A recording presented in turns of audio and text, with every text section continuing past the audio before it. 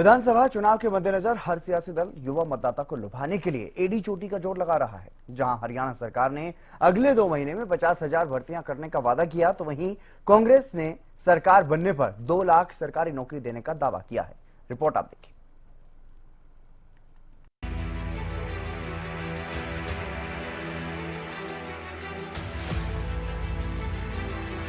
विधानसभा चुनाव की तैयारी में जुटे हर सियासी दल की नजर युवा मतदाता पर है। चाहे सत्ता पक्ष हो या फिर विपक्ष, युवा वोटर को रिझाने के लिए एड़ी चोटी का जोर लगा रहा है। वार पलटवार का दौर भी जारी है।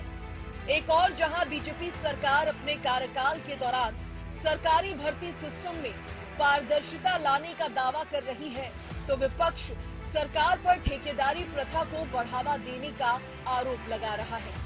और इसी बीच विधानसभा चुनाव से पहले युवा मतदाता वर्ग को रिझाने के लिए सीएम नायब सैनी ने बड़ी घोषणा की है। सरकार आने वाले 2 महीने के भीतर 50,000 से ज्यादा युवाओं को सरकारी नौकरी देगी। ये भर्ती हरियाणा कर्मचारी चयन आयोग की ओर से की जाएगी। सामाजिक आर्थिक आधार पर 5 अतिरिक्त अंक देने की नीति को जब सुप्रीम कोर्ट ने असंवैधानिक ठहराया, उस समय भी प्रदेश सरकार ने ये दावा किया कि वह युवाओं के साथ कंधे से कंधा मिलाकर खड़ी है।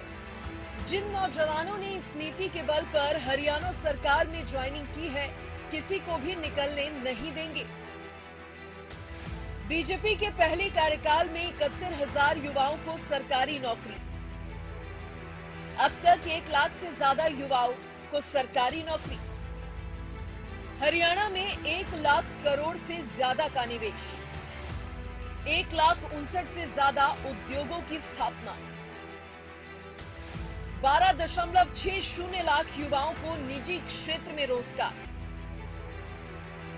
निजी सेक्टर में 5 लाख युवाओं को रोजगार देने का लक्ष्य, सक्षम हरियाणा अभियान, 92,000 युवाओं को रोजगार। इतना ही नहीं, सीएम नायब सिंह सैनी ने कांग्रेस और पूर्व सीएम हुड्डा पर भी जमकर निशाना साधा। उन्होंने कांग्रेस पर युवाओं को गुमराह करने का आरोप लगाया था। साथ ही 1 लाख से ज्यादा युवाओं को नौकरी देने का दावा भी किया। जो अनुभव के आधार के ऊपर हमने कुछ अंक हमने देने की हमारी वर्ष 2018 से चली आ रही इस नीति को के ऊपर सुप्रीम कोर्ट का फैसला आया है। इस फैसले का हम सम्मान करते हैं। हमारी सामाजिक आर्थिक नीति अंत्योदय पर आधारित है। हम इस नीति पर अडिग थे, अडिग रहेंगे, अडिग हैं।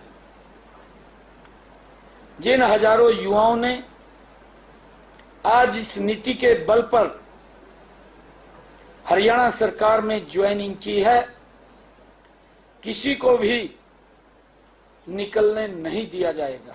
अगर जरूरत पड़ी, एक विधेयक विधानसभा में ला करके लेकर के आएंगे, ताकि गरीब व्यक्ति के लिए जो अंत्योदय की भावना से हमारी सरकार ने जो गरीब व्यक्ति को लाभ दिया है, हमारी सरकार मजबूती से उन गरीब लोगों के साथ खड़ी है। टस से मस नहीं होगी। चाहे हमें रिव्यू पिटीशन में जाना पड़े, चाहे हमें विधानसभा में विधेयक लेकर के आना पड़े, हम गरीब लोगों के साथ हैं। मैंने पिछले दिनों ये बात कही थी कि हम हरियाणा में 50,000 भर्तियां करेंगे। हम उन 50,000 भर्तियों का आने वाले समय में ये संकल्प लेते हैं कि हम उसको पूरा करेंगे।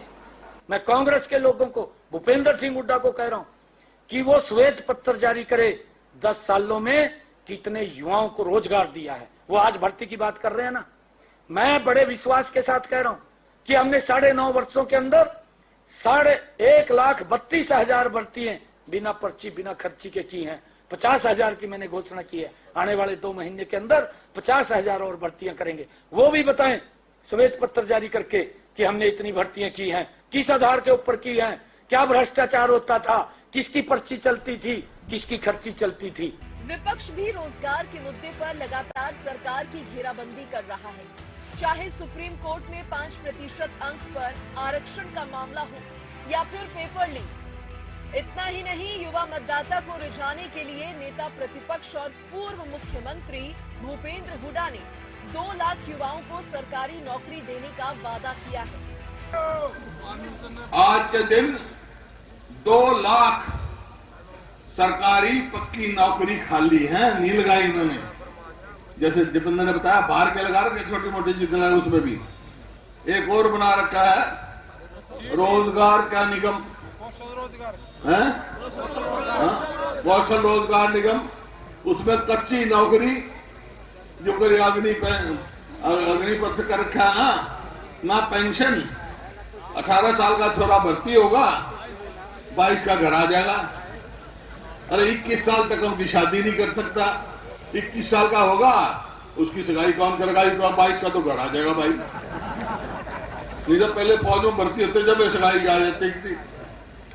तो ये जो क्या है, इसी तरह एक कौशल रोजगार निगम है, कच्ची नौकरी, तनख्वाह कम और कुछ भी नहीं, उसमें भी कोई मेरिट नहीं, कोई रिजर्वेशन नहीं, कोई मेरिट नहीं। देखा तो भाई हमारी सरकार बनेगी तो आते ही 2 लाख पक्की नौकरी लगाएंगे, 2 लाख। 86,000 युवाओं को सरकारी नौकरी, 20,771 नए कारखाने स्थापित, 4,39,000 युवाओं को रोजगार। अगर दोनों सरकारों के कार्यकाल के आंकड़ों को देखें तो ये साफ है कि मनोहर कार्यकाल में हुड्डा कार्यकाल से ज्यादा युवाओं को सरकारी और निजी क्षेत्र में रोजगार मिला है। बहरहाल हरियाणा के विधानसभा चुनाव में युवा मतदाता किस ओर जाता है? बीजेपी सरकार में सबसे ज्यादा सरकारी नौकरी देने का दावा या फिर विपक्ष का 2 लाख पक्की नौकरी देने का वादा? ये तो आने वाला समय ही बताएगा। Bureau report, Haryana news.